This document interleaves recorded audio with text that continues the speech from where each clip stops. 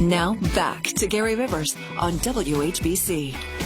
Okay, on Monday, we had some pretty big news in that Johnson & Johnson trial. The opiate story we've been talking about off and on for the last few months, as an Oklahoma judge on Monday found Johnson & Johnson and its subsidiaries actually helped fuel that state's opioid crisis.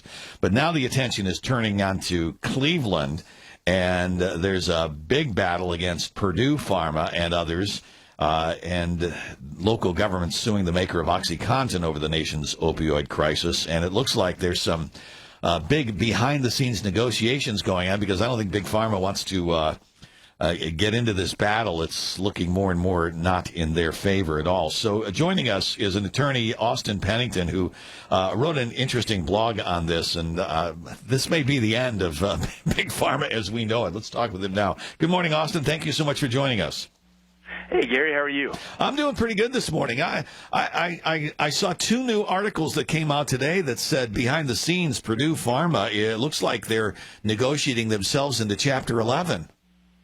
They are, and I think this may be just a preview of what is to come for some of these other big pharma companies, kind of like you were mentioning a moment ago. I don't know that it's going to be the end of Big Pharma, but I think we're going to see some really large checks written over the next couple months, couple years.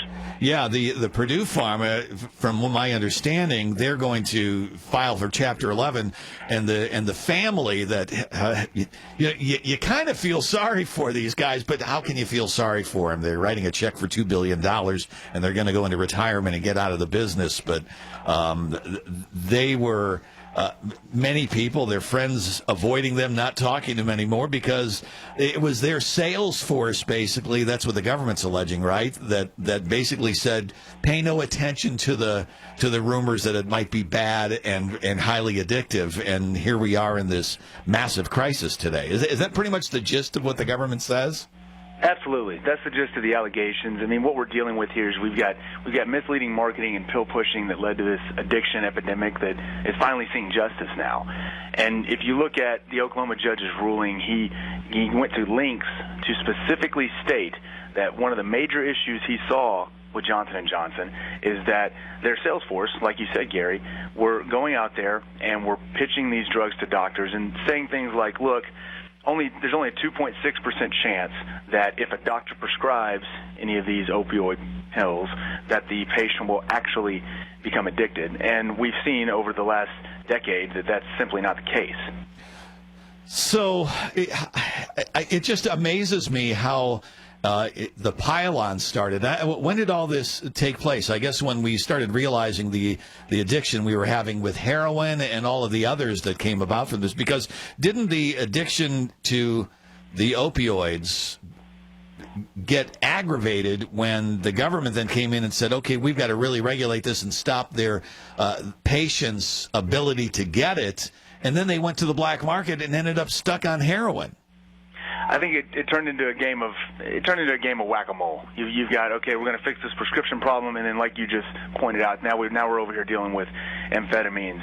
For example, I had a case a couple years ago where we represented a young man who was on trial in the federal court system down here in Dallas for methamphetamine for trafficking, and he was basically, I don't want to say forced into that life, but what was happening was he no longer was able to get the medications that he previously was prescribed, and then he resorted to going into things like crystal methamphetamine and using things like that and getting involved with some bad people. And so the problem has to stop at the top, and then we had to start somewhere to fix it. But yes, you're correct. It ended up creating a problem on the illegal drugs market. All right. On the other side, I think the medical profession, they were prescribing it. And don't they have some culpability, too, of saying, I'm prescribing this? Did they not know better? I guess I have a hard time believing that. I do too, and I do believe we're going to see some medical providers brought in and some doctors brought in as collateral damage to this flurry of litigation. However, I also believe that the way it was marketed, the way it was pitched and pushed, these pharma companies really they should shoulder the larger scale of the culpability. And let's just be blunt here. The big pharma companies have the deeper pockets, therefore they're going to be the whipping boy that's going to take most of the flack here, because they're the ones that can shell out money to pay for these rehab programs and pay for these remediation centers and pay for the compensation to these victims' families. Well, yeah, and that's the other side of it, really, I haven't talked about it. Maybe you should bring up. Okay, so let's say the settlement, which they're looking at, is between $10 and $12 billion. Who gets the money? Where does that go? Is it to programs?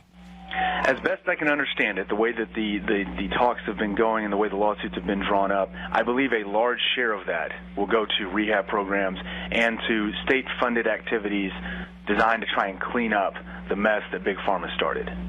Got it. And then, of course, we're facing a whole other aspect of this, and I don't know how that's intertwined with it, with the fentanyl coming in from China that they're trying to stop somehow, and that's getting tagged on to this junk that people are getting addicted to.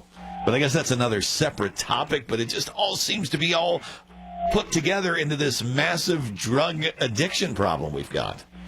Well, it's kind of same book, different chapter. We've got same type of problems, and it probably will come in and coattail off of the opioid epidemic, and there will be a lot more checks written, a lot more lawsuits filed, and a lot more victims, hopefully, being able to seek justice.